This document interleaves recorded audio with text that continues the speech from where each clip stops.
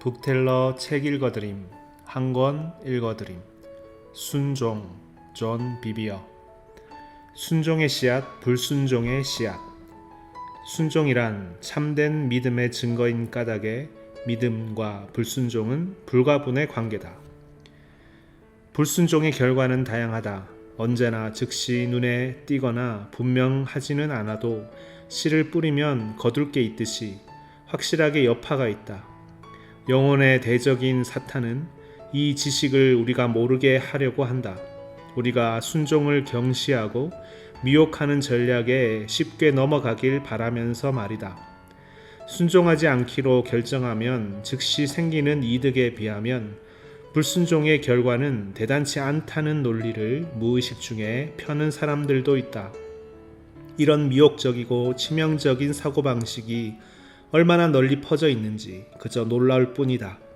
이것이 불법의 신비 내지 은밀한 세력이다. 아담의 아들들. 먼저 아담의 맏아들인 가인에게서 배우고자 한다. 가인은 농부였다. 가인의 동생이자 아담의 둘째 아들인 아벨은 목자였다. 성경은 세월이 지난 후 가인이 땅의 소산으로 제물을 삼아 여호와께 드렸고 아벨은 양의 첫 새끼를 제물로 드렸다고 말한다. 이어 여호와께서 아벨과 그 제물은 연납하셨으나 가인과 그 제물은 연납하지 아니하셨다고 한다.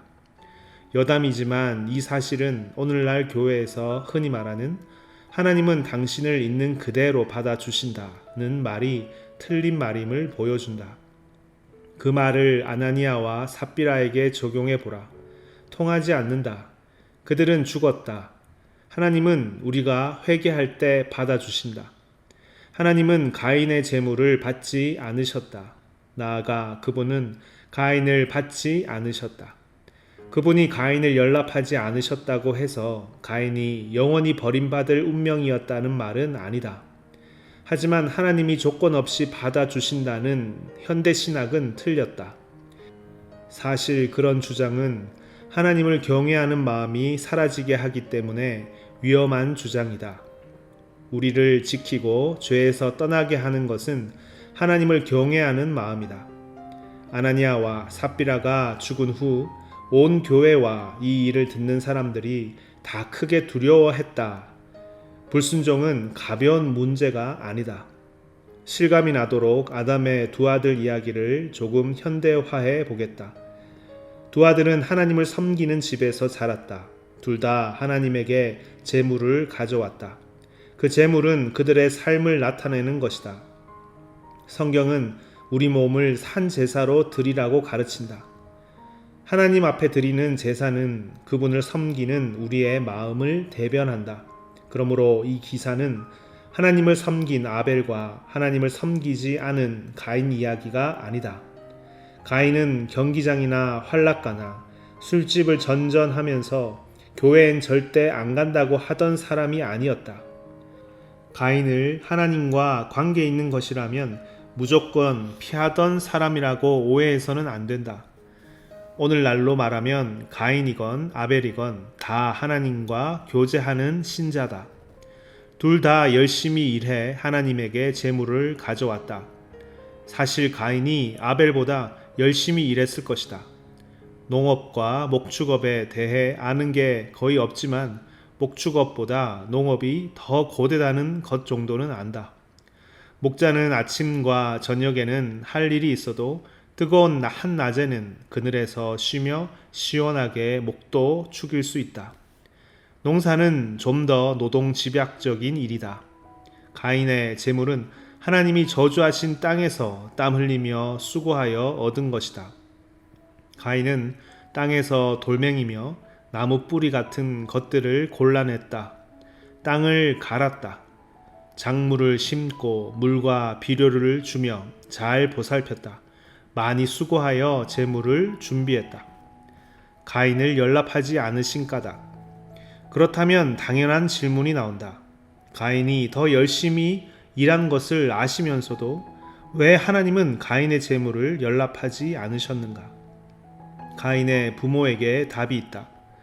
하나님이 창조하신 에덴 동산에 있던 모든 피조물에는 몸을 덮는 것이 있었다. 네 발 짐승은 털이 있고 물고기는 비늘이 있고 새는 깃털이 있다. 청바지를 입는 북극곰은 없다. 동물에게는 옷이 필요 없다. 아담과 하와도 예외가 아니었다. 물리적인 옷이나 덮을 것은 없었지만 하나님은 그들에게 영화의 관을 씌워 주셨다. 관을 씌운다는 말은 에워싸거나 둘러싼다는 뜻이다. 그들은 영화에 덮여 있었다. 하나님이 그들에게 입히신 영광은 벌거벗은 몸이 보이지 않게 가려줄 정도로 눈부셨다. 그래서 성경은 아담과 그 안에 두 사람이 벌거벗었으나 부끄러워 아니했다고 한다. 자의식이 그들을 다스리지 않았다. 그들의 삶은 하나님 앞에 있었다. 옷이 있었으면 좋겠다는 생각은 떠오르지 않았다. 옷이 필요 없었기 때문이다. 그러나 불순종하는 순간 상황이 변했다. 불순종 전에는 전적으로 영혼이 지배했으나 이제는 육체가 지배하게 된 것이다. 그들이 열매를 먹은 후 성경에 처음 기록된 말은 이것이다. 이에 그들의 눈이 밝아 자기들의 몸이 벗은 줄 알고, 핵심 단어는 그들이 알았다는 것이다. 그들은 이전에 모르던 지식을 소유하게 되었다. 선악이라는 지식의 원리는 옳고 그름에 따라 사는 것이다. 타락 전에 그들의 행동은 선악의 지식이나 옳고 그름이 아니라 하나님을 아는 지식에 지배되었다. 신뢰와 사랑에서 나오는 순종하는 마음이 행동 동기였다. 옳고 그름은 그들 마음이 아니라 하나님 손에 있었다. 성경은 말한다. 그 공덕이 완전하고 그 모든 길이 공평하며 진실무망하신 하나님이시니 공의로우시고 정직하시도다. 아담과 하와는 온전히 하나님을 의식하며 하나님 앞에서 살았다. 선악을 알게 하는 나무 열매를 먹은 것은 하나님 밖에서 선악에 대한 지식의 근원을 찾은 것이다. 이것은 논리적 판단의 원리라 할 수 있다. 이제 그들에게는 자기들을 다스릴 하나님이 필요 없었다. 자기들 안에 옳고 그름에 대한 인식이 생겼기 때문이다. 그래서 타락 후 하나님이 그들에게 처음 하신 질문은 누가 내게 고하였느냐 였다. 하나님은 정보를 얻으려고 묻지 않으신다. 하나님이 무언가를 물으신다면 당신이 하실 말씀으로 우리를 불러들이시려는 것이다.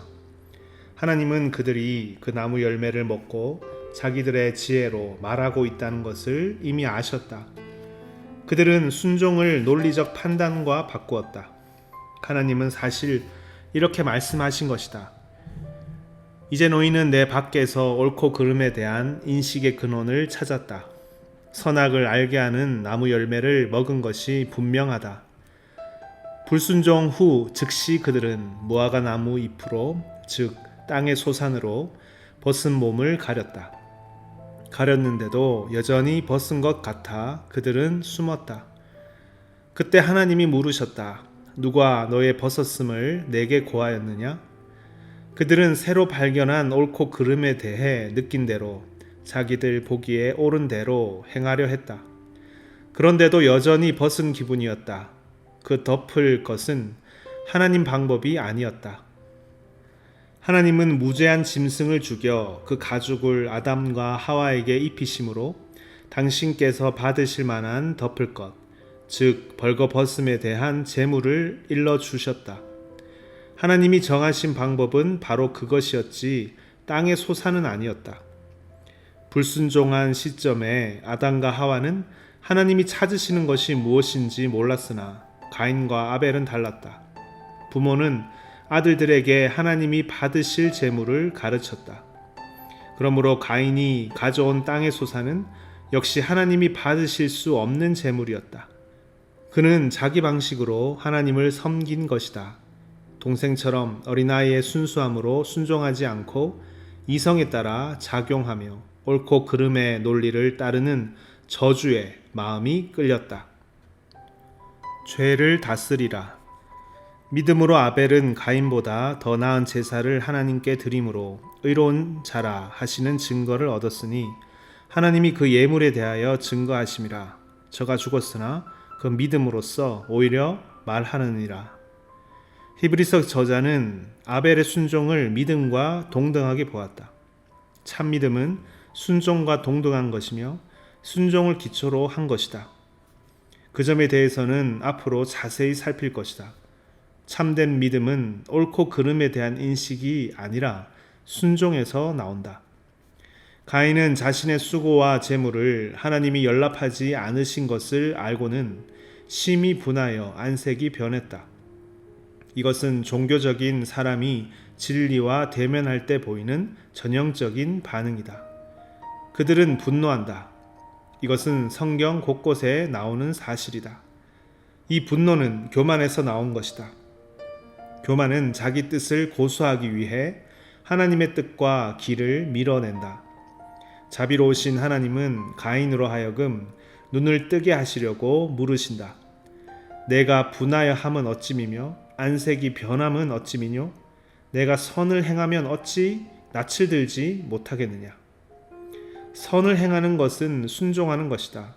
그분은 제사보다 순종을 원하신다. 하나님이 이스라엘 백성에게 노래와 악기를 치워버리고 재물을 그만 가져오라고 한두 번 말씀하신 게 아니다. 왜 그러셨는가? 하나님은 내가 불러도 대답하는 자 없으며 내가 말하여도 그들이 청종하지 않았다고 하신다. 그들은 제사를 드렸지만 그분께 귀 기울이지도 순종하지도 않았다. 최고의 예배는 순종이다. 그것을 안다면 이제 창세기에서 이 구절에 있는 선을 행하면을 내게 순종하면으로 바꾸어도 의미가 바뀌지 않는다. 이렇게 될 것이다. 가인아, 왜 분을 내느냐? 그럴 필요 없다. 하나 배워라. 내 동생처럼 내게 순종하면 내가 아벨과 그 재물을 받은 것처럼 너와 내 재물도 받을 것이다. 하나님은 경고하셨다. 선을 행치 아니하면 죄가 문에 엎드리느니라. 죄의 소원은 내게 있으나 너는 죄를 다스릴지니라. 여기서 두 가지를 보라. 첫째, 죄에도 소원이 있다. 불순종의 배후 세력은 불법의 주인인 사탄이다. 일단 아담에게 들어간 이 세력은 목표가 하나 생겼다. 모든 사람과 모든 것을 통제하고 다스리는 것이다. 다시 주워 담을 수 없는 다량의 방사능 물질을 대기에 방출한 사악한 과학자와 비슷하다. 과학자가 직접 가지 않아도 기체는 사방에 가득 퍼진다. 사람 목숨을 앗아갈 수 있는 막강한 힘을 풀어놓은 것이다. 방독면을 쓴 사람들만 독가스에서 보호받을 수 있다. 성경은 아주 분명히 말한다. 또 아는 것은 우리는 하나님께 속하고 온 세상은 악한 자 안에 처한 것이며, 이렇게 볼 수도 있다. 죄의 소원은 중력에 견주는 것이다. 중력은 늘 작용하며 모든 일에 영향을 미치는 불변의 힘이다. 건물 꼭대기에서 발을 떼면 중력의 작용으로 여지없이 바닥으로 떨어진다. 떨어지기 싫거나 중력의 법칙을 모르거나 믿지 않을 수도 있지만 그래도 떨어질 수밖에 없다. 어느 날 과학자들은 양력이라는 또 다른 힘을 발견했다. 조건만 충족되면 양력은 중력 대신 작용한다. 발명가들은 양력의 법칙을 근거로 비행기를 설계했다. 비행기를 타고 날 때는 중력의 영향을 받지 않으므로 바닥으로 떨어지지 않는다. 성경은 말한다. 이는 그리스도 예수 안에 있는 생명의 성령의 법이 죄와 사망의 법에서 너를 해방하였습니다. 얼마나 놀라운 소식인가? 나는 비행기를 자주 탄다. 전 세계에 복음을 전하러 다닌 비행 거리가 32만 킬로미터 가까이 된 해도 있다. 비행기를 탈 때마다 나는 양력이 중력에서 나를 해방한 것을 다행으로 생각한다. 그러나 조종사가 엔진을 끄고 날개를 내리면 비행기는 온전히 중력의 영향을 받아 추락하고 말 것이다. 중력을 다스리기는커녕 한때 비행기를 다스리던 중력이 다시 힘을 발휘할 것이다. 성경은 계속해서 선포한다. 그러므로 형제들아, 우리가 빚진 자로 돼 육신에게 져서 육신대로 살 것이 아니니라. 너희가 육신대로 살면 반드시 죽을 것이로되 영으로서 몸의 행실을 죽이면 살리니. 생명의 성령의 법이 우리를 죄의 법에서 해방시켜 주지만 여전히 죄의 법은 존재한다. 참된 믿음과 순종이 있어야 죄의 법을 방어하고 정복할 수 있다. 생명의 성령의 법을 성경은 믿음의 법이라고 말한다. 우리는 믿음의 법이 죄의 법을 다스린다는 것을 안다. 참된 믿음에는 그 믿음에 상응하는 순종이 있다. 순종은 참된 믿음의 증거이므로 믿음과 순종은 떼려야 뗄 수 없는 관계다. 아벨은 믿음으로, 즉 하나님에게 순종함으로 죄와 사망의 법칙을 정복했다. 하나님은 가인에게 이렇게 경고하셨다. 죄의 소원이 내게 있으나 내게 순종하면 그것을 이길 것이다. 순종을 통해 죄를 정복하게 된다. 열린 문. 하나님이 가인에게 주신 말씀의 다음 요지는 이것이다. 내가 선을 행치 아니하면, 내게 순종하지 않으면 죄가 문에 엎드리느니라. 하나님은 문이라는 단어를 사용하셨다. 이것은 비유적으로 모든 사람의 삶에 있는 문이다. 알든 모르든 모든 이의 삶에는 문이 있다. 이 문은 삶으로 들어가는 입구다. 가인의 경우에 문은 죄와 귀신의 세력이 접근하는 통로였다. 하나님은 죄와 귀신의 세력에게 그 문을 여는 것이 무엇인지, 닫는 것이 무엇인지 처음부터 알려주신다. 문을 열어주는 것은 불순종이고 닫는 것은 순종이다. 가인에게 어떤 일이 일어났는가? 가인은 자기 지혜와 논리를 고집했다. 마음에 시기가 들어왔고 곧 심사가 뒤틀렸다. 증오가 생겼다. 살인이 그에게 슬며시 들어왔다. 곧 분노를 이기지 못하고 동생을 죽였다. 싸우려 했고 하나님을 경외하는 마음을 잃었다. 동생이 어디 있느냐고 물으시는 하나님에게 반항적으로 대답하는 모습에 그런 태도가 잘 나타나 있다. 내가 알지 못하나이다. 내가 내 아우를 지키는 자니까? 가인은 동생이 있는 곳을 훤히 알면서도 하나님한테 거짓말을 했다. 하나님도 아벨이 어디에 있는지 아셨다는 것은 누구나 아는 사실이다. 하지만 논리적 판단에 매달려 불순종하는 삶을 살기 시작하면 누구든 가인처럼 될 수밖에 없다.